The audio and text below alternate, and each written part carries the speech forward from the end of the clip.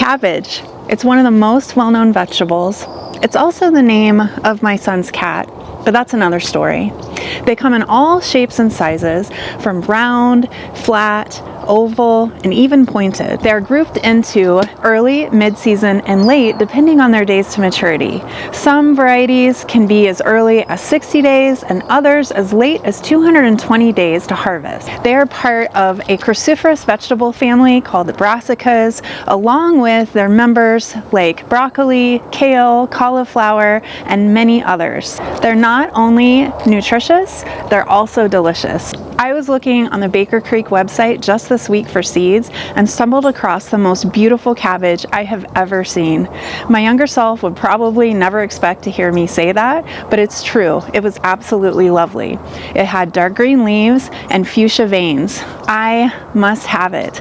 But unfortunately, I think I waited a little too long to start it this season because it takes 120 days to harvest. So I'm putting it on the list for next year. I'm growing a lot of different varieties this fall, which I'll share with you shortly, but I think I'm actually becoming obsessed with cabbage. Is it possible to become obsessed with cabbage? It must be because of all the research that I've been doing. I found one quote from 1848 that read, "The cabbage tribe is, of all the classes of cultivated vegetables, the most ancient as well as the most extensive."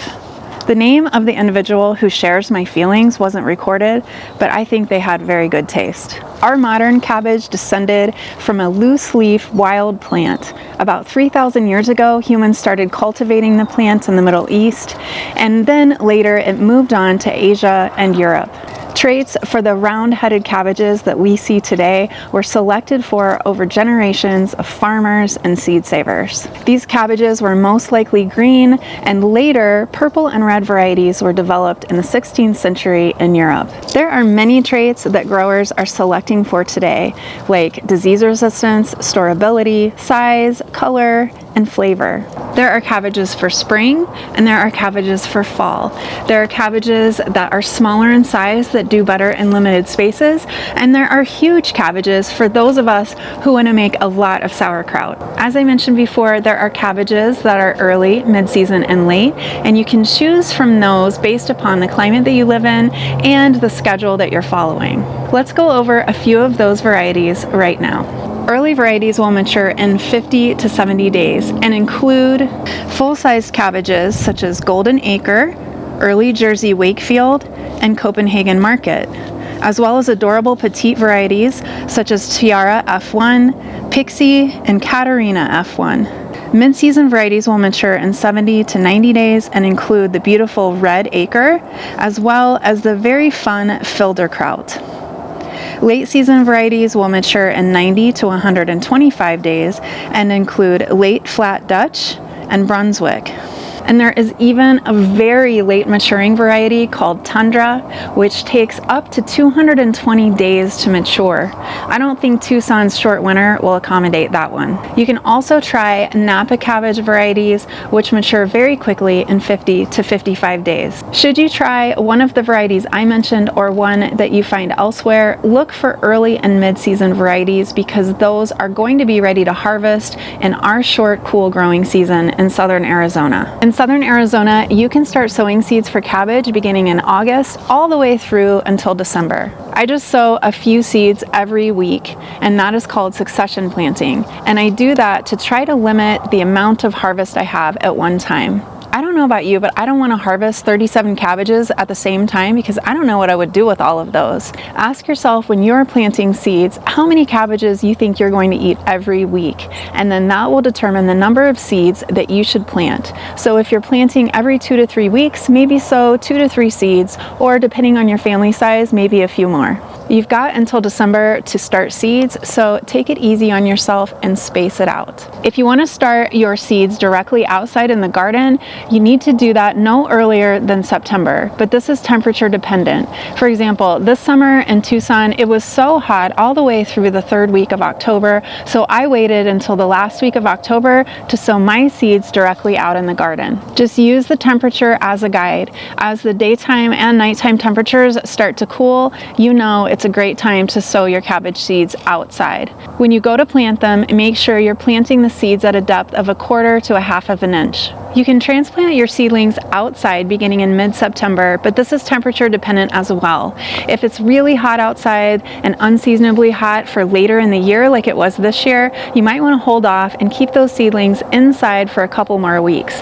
This is what I did. I just transplanted my seedlings outdoors in mid-October, and in order to make sure they didn't get root bound, I just up potted them so that they had a little more time in the house. If you're running a little bit late, you can either purchase seedlings at a local nursery, or you can also choose from one of the varieties that is early to mature, and I'll be talking about those varieties in just a minute. I have to admit that I love starting many different varieties of vegetables from seed because you have so many different options to choose from. But if you're running late, or if you don't want to or can't start seedlings inside, that is fine. You can still purchase seedlings and get several really good varieties. Cabbage is a very hungry plant, so you need to amend your soil before you plant your seeds or seedlings. I like to add a little bit of organic fertilizer, and when I'm looking for a good fertilizer for cabbage, I'm looking for a high nitrogen fertilizer to add to my planting bed. When you look at the front of your fertilizer bag, you'll see 3 numbers, and those stand for the values of N, P, and K. That first number, N, stands for nitrogen, and nitrogen will encourage the robust growth of foliage. Since cabbage is all leaves, it definitely needs a lot of nitrogen, but that is only in the beginning when you first plant your seeds or seedlings. After that first application of nitrogen, you don't need to apply any more. In fact, if you apply too much nitrogen throughout the growing season, it can result in loose heads that just don't form very well, or even heads that split. When I'm preparing my planting bed, I will add a couple of inches of organic compost, and then I will sprinkle on some organic blood meal, which is high in nitrogen. I will mix that blood meal into the surface of the new compost that I just added, and then I'll water in well. I plant my cabbages in full sun. Here I'm planting cabbages in my 4x4 bed where I practice the square foot gardening method. I use the square foot grid so that I don't have to measure out over and over again. If you're using the square foot gardening method, you can plant 1 cabbage per square if it's one of the smaller varieties. If it's one of the larger varieties, you can skip a square in between and plant a cabbage every other square to give it room to grow.